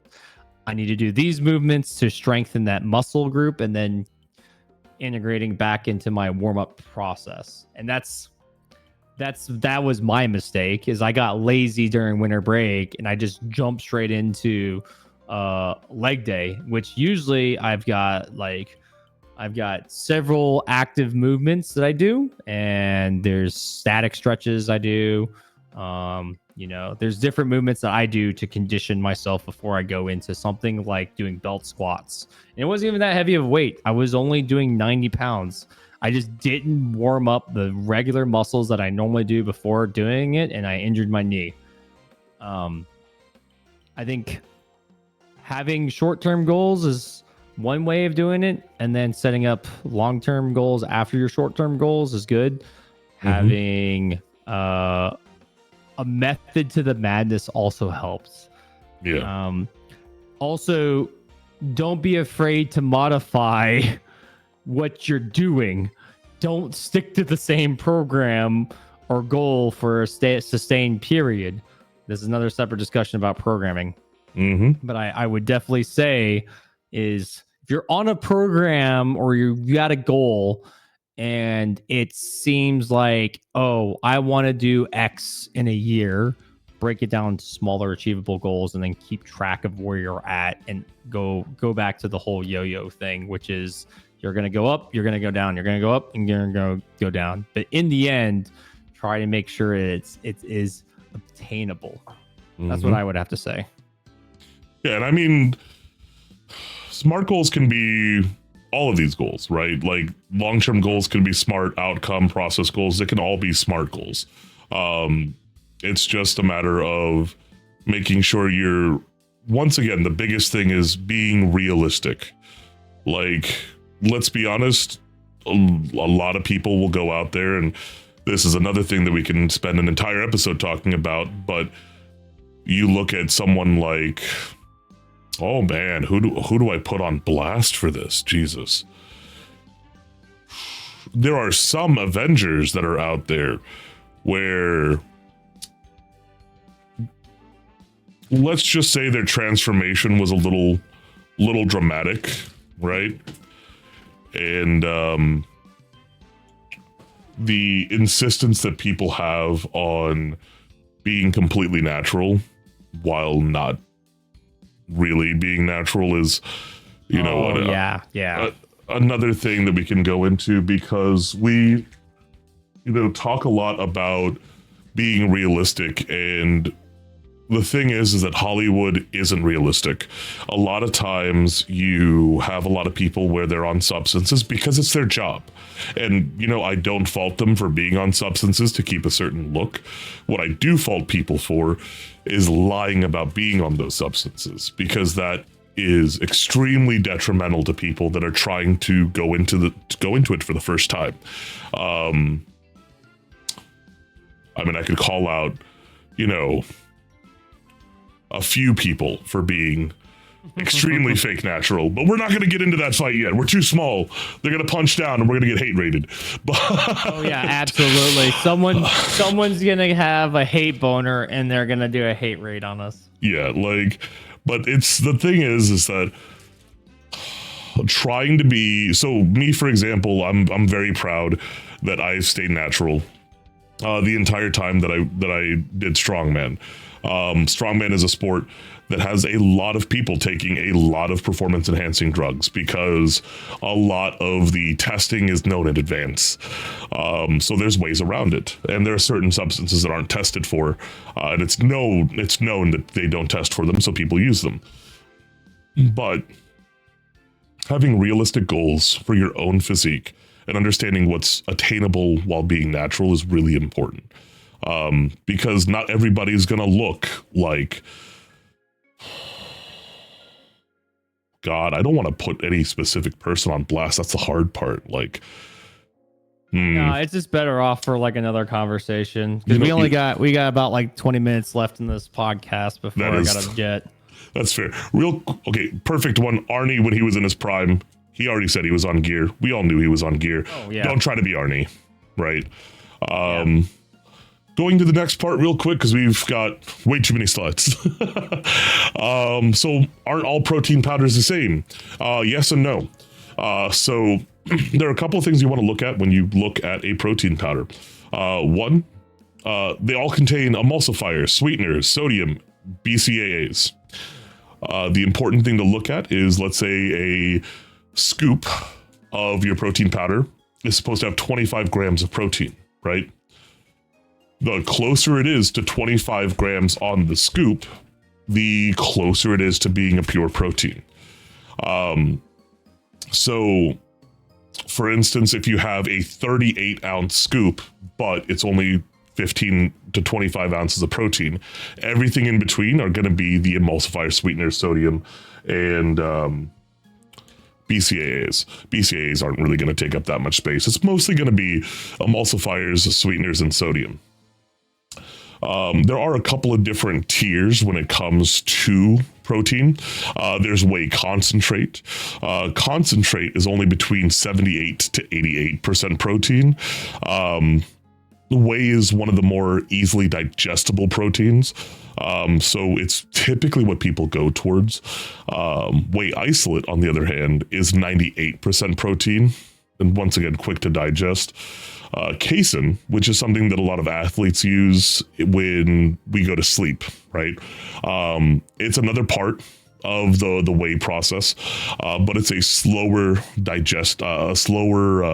digestion rate for casein. So, for instance, at night, a lot of things that like the reason why you wake up hungry is because you haven't eaten in 8 hours, right? Casein will slowly digest while you sleep. So you'll typically won't be as hungry inside the morning and your body isn't starving during that period of time anymore. There's some other ways you can get protein. There's soy protein, but personally, I don't use it. The reason why is because there are adverse reactions, specifically related to women with a history of estrogen-related cancers and men with low testosterone. Because soy can promote estrogen inside the body, if you have a history of estrogen-related cancers, it can increase those rates in women because it increases that estrogen production, and in men with low T, it can further exacerbate that problem because of that of the estrogen production qualities of soy, which sucks as a Korean because I love my tofu, but I still have to, like, for instance, I don't eat tofu all the time for this reason. I try to eat in moderation as much as I love Korean spicy tofu. So good. So good. Next is egg white protein. It's a good alternative for people that are lactose intolerant, for example. So if you're allergic or you need to avoid dairy, its absorption and digestion rate is somewhere in between whey and casein. So it's not going to be super quick to absorb, but it's not also going to take you 8 hours to be able to digest it. Pea protein is something that I don't necessarily recommend to people. The reason why is because it typically has to be supplemented with the next protein I'm talking about, because it's not a complete protein. So you need a lot of additional supplementation to get a full profile for your protein. Next is hemp protein. I don't like hemp protein. I think it's gross. I also think pea protein is gross. But it's lower in protein, so you're not going to get as much protein as you would from other powders. It's not a complete protein, so you have to have... Let me tell you, I've had a hemp and pea protein shake before, like mixed for supplementation, because people were trying to sell me on it. And that was the nastiest protein shake I've ever had in my life.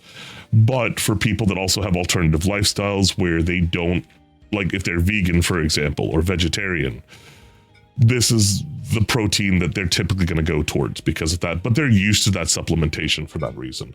It is higher in...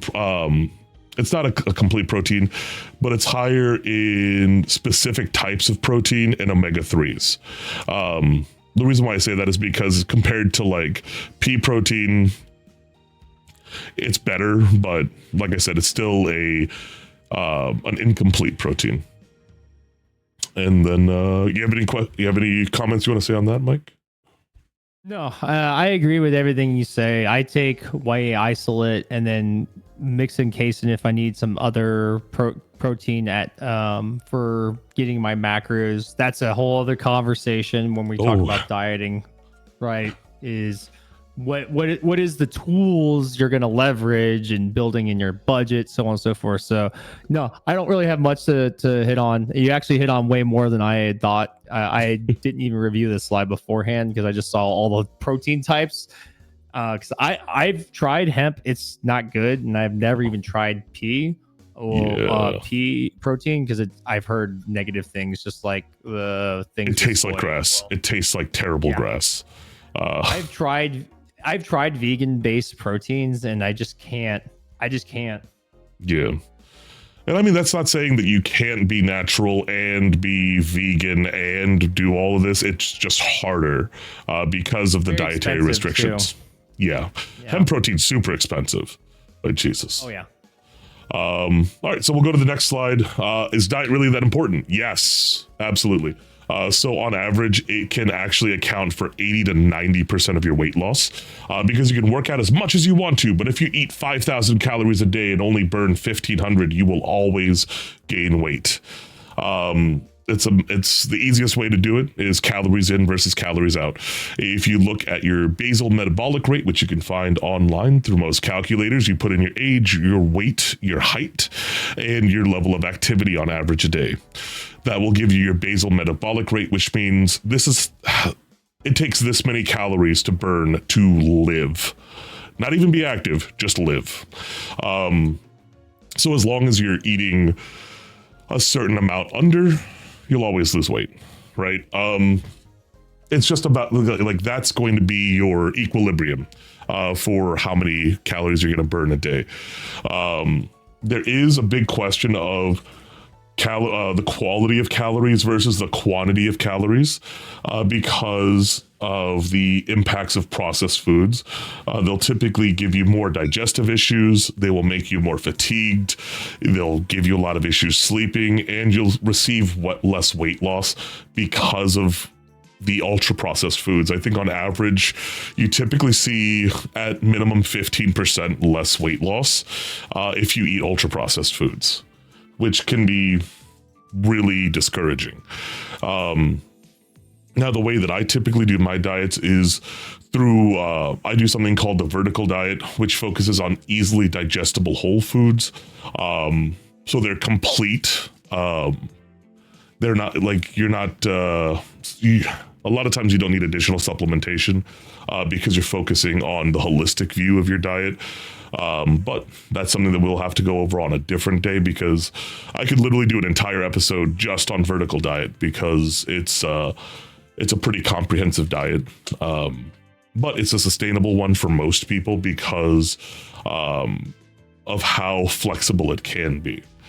But yeah, it's calories in, calories out's the easiest way to do it. If you burn 2,500 calories a day and you're only consuming 2,000, you're losing 500 a day, which averages out to 3,500 in a week, which, if I remember right, it's like 2 pounds in a week. If you were to do that, if you were at a 500 calorie deficit. But that's not including things like muscle growth. You're just looking at fat loss specifically through that. Mike? I'm getting messages from the girlfriend. No, diet's incredibly important. It's kind of like the trifecta of fitness. It's diet, it's recovery, and it's your programming. Diet is the biggest factor when you're talking about weight loss and also gains. Really, like, again, if you're not hitting a somewhat decent balance of your macros, especially your proteins and your carbs, you're not really going to see muscle gain. You may get leaner, but it's really hard. We'll talk more on the process in the future about how to reliably increase muscle mass from certain types of perspectives. I have my perspective on it, and I'm pretty sure Cootie's got his perspective as well. But yeah, diet is extremely important. You know, it's what they say is you make your most gains in the kitchen, and that's a good mantra to go by. Yeah. All right. So how important is stretching and flexibility? We kind of hit on it a little bit ago where, warming up is huge, right? But stretching specifically, it does a lot of things for your body. 1, it improves your joint health. 2, it reduces your chance of injury. 3, it improves your joint range of motion, which is huge for a lot of complex or compound exercises. And finally, for a quality of life, it improves your mobility.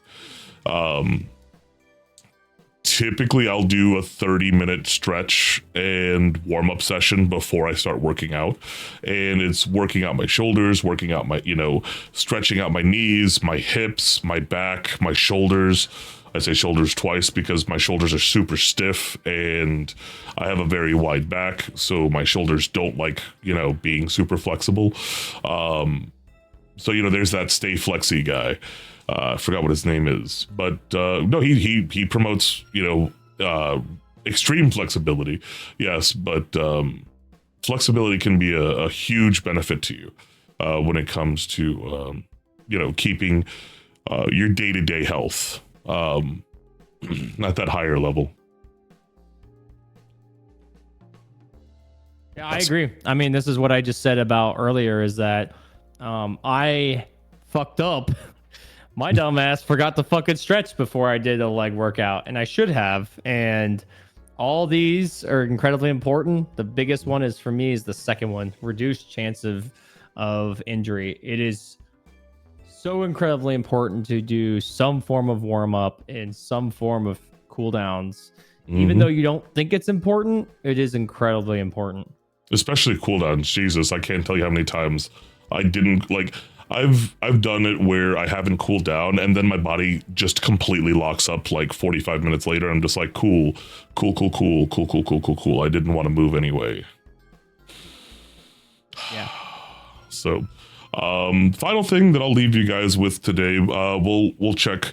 I don't know if we had too many questions today, being our first episode No, that's because I had failed to make a promo and promote the stream that we were doing. We don't have any questions in our React .to inbox. Okay. And then I've been kind of reading the chat just to see like what's been going on, and I don't see any questions that we haven't necessarily addressed. So you know what we'll do? You're ready. We'll do a whole thing next time where we'll just do it a little bit more in advance. We're totally professionals. Absolutely. Holy. I mean, I'll be honest. I think we did a decent amount of prep work for like, how do we vibe? How do we communicate?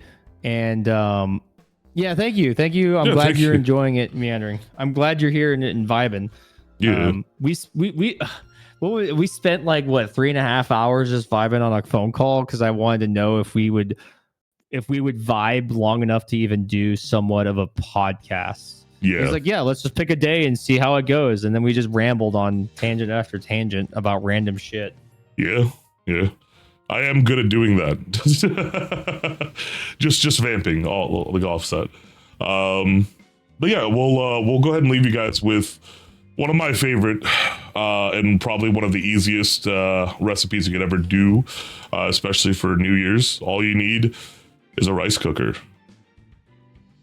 And it's beef monster mash. So it gives you about 4 servings. It's about 325 calories per serving, which is great because macro wise, it hits your fats, carbs, and proteins just the way that you want to. I'll sometimes do an entire week's worth because I have a gigantic rice cooker, but not everybody does. That's fine. Just do it, one batch at a time. All you do is 1 cup of white basmati rice. It has to be basmati specifically because the longer grain rice will actually not absorb too much liquid and will not give you gummy, mushy rice, which nobody likes. So you just do the regular fingertip of water method. All you do is you put your finger at the top of the rice, let it get to that first knuckle, that line on your first knuckle on your index finger. It's always the right amount of rice. You take 1 cup of chicken bone broth, not chicken stock, chicken bone broth. You can typically find it at a lot of stores. You just want to make sure it says bone broth. I recently found out that Aldi sells it and it's fairly inexpensive there. 1 carton there will probably last you 3 to 4 times of this recipe. Then you want to get 1 pound of 8812 ground beef. You want to make sure that it's cooked and drained to have as little fat possible. And then you just salt, pepper to taste. You need 1 teaspoon or 1 tablespoon of salted butter on top, along with an entire pound of spinach. You're going to look at that pound of spinach and wonder if it's going to fit in the rice cooker. Most of the time it's going to fit. And then you just take 1 sweet potato, put it into small cubes, put that on top of the spinach, so that way it'll kind of push it down. And you set that to a regular cook time inside of your rice cooker. And then in 45 minutes, you have 4 meals just ready for you. Like I said, it's about 325 calories per serving. I eat multiple of these a day, and then I typically go, like right now I'm in an extreme calorie deficit, so I typically will eat 3 of these in a day, and I'm still sitting at 975 calories. So if I want to get something a little extra for myself, I can. And the great thing about this is that it's so low in calories but high in macros that you can actually add your own sauces. Like if you want hot sauce like sriracha, Cholula, Frank's, if you like Frank's, Red Hot, barbecue sauce to a point. You want to be careful because barbecue sauce can be typically high in calories. Or if you want to add some cheese is a really easy addition to both fat and protein. You just want to make sure you're not putting too much cheese on there. Just as long as you weigh everything out, it's super easy and it'll be ready for you. So, yeah. I had to speed through that recipe. Yeah, you did. I read when I was reading the ingredient, when I was reading through the slideshow, I think I looked at the ingredients list, like, man, I really need to try this because I too have a rice cooker. I have a Tiger. Pretty very useful piece of equipment. The diet episode's going to be very interesting because I am very lazy and very efficient, so I just make the same 3 or 4 recipes over and over again. And I'd be curious to know like what you make, because I just do the tried and true chicken broccoli and rice, and then I sometimes mix it up with other ingredients, but I don't really deviate that far from it. Yeah, I mean, most of my stuff that I like doing is going to be inside of a rice cooker just because. So I have a 60 cup cuckoo rice cooker. And you heard that right, Holy 60 shit, yeah, cup. you were talking about it. That's right, 60 cups. I remember you telling me about that. Yeah, like you go to a poke restaurant and you see one of their rice, that's mine. Like, except it's Korean and by Cuckoo, which is a great company to have a rice cooker by. But even their smaller, like 6-cup rice cookers, perfect for this because you can put it in, set it, forget it, come back, mix it up, put it inside of a couple of, food prep containers. You're good. And that's really my big thing is that I try to make food prep as easy as possible to give me less reason to, one, not eat, because my biggest problem is I can't eat enough. I end up not eating a lot, then getting yelled at by somebody who shall not be named because she'll throw something at me. Please save me. I'm in the same boat right now. So, it's just making sure that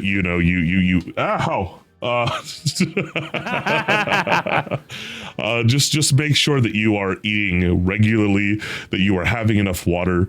If you have a problem with eating too much, doing things like, once again, drinking water, it's a great way to bring down your appetite. Or my favorite one, which people stare at me like I'm crazy, I drink black coffee a lot. It's calorie neutral, and it's a great way to really sate your hunger. So typically if I have black coffee when I'm eating, it'll keep cravings in check and I won't overeat. So but that'll all be a big part of our diet episode in the future. And if you guys got any suggestions or questions or recommendations for future episodes, let us know.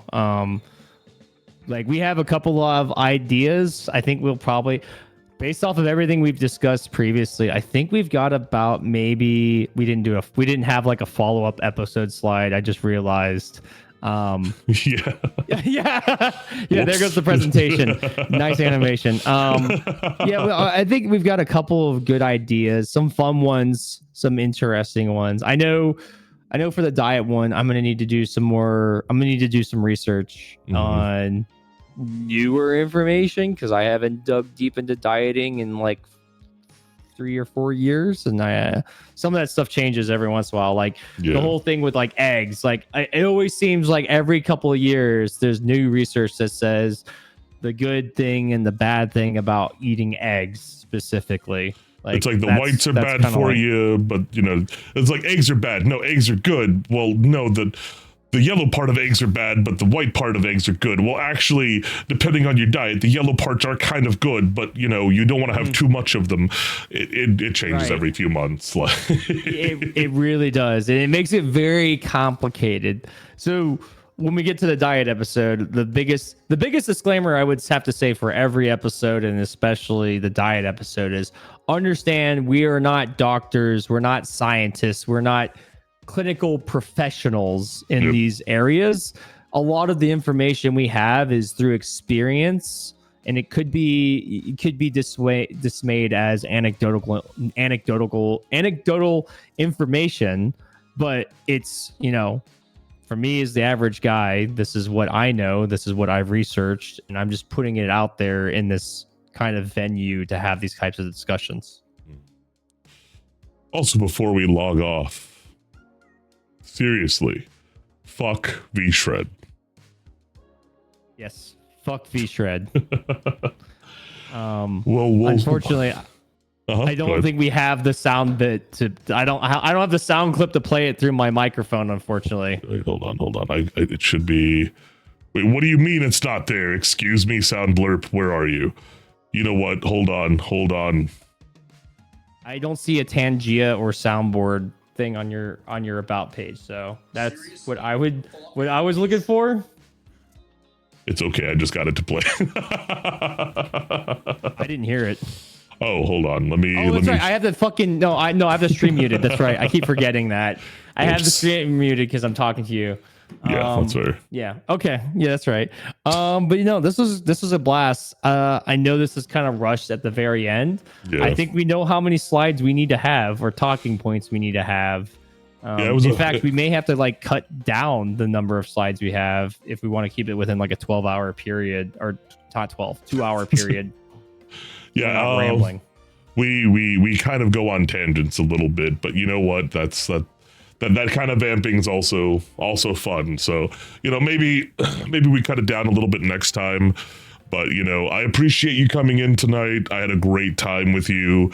I had a great time talking with chat today. And next time, we should be on your channel, right? Yes. And it'll be a good time. And I'm looking forward to it. Yeah, I'll be the one hosting at that time, and we'll do a better job of promoting it, guys.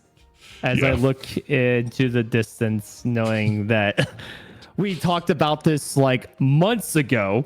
Everybody behind the scenes chat, we talked about this months ago, and we just really couldn't lock in a date. So this was kind of a little bit of a last minute thing to like lock it in.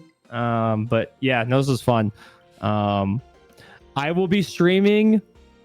I'm just gonna promote my stuff before we sign off. I will be streaming not next weekend, but the weekend after that, the 17th of September. Not September. God damn it, January. Holy fuck! I will be streaming 17 January. I'm going to be doing the part 2 of Cursed Halo 3 with the Johns, with again the Wheel of Punishment. So that's when our next stream is. My next stream is. What about you, Cootie? I should hopefully be coming back this week.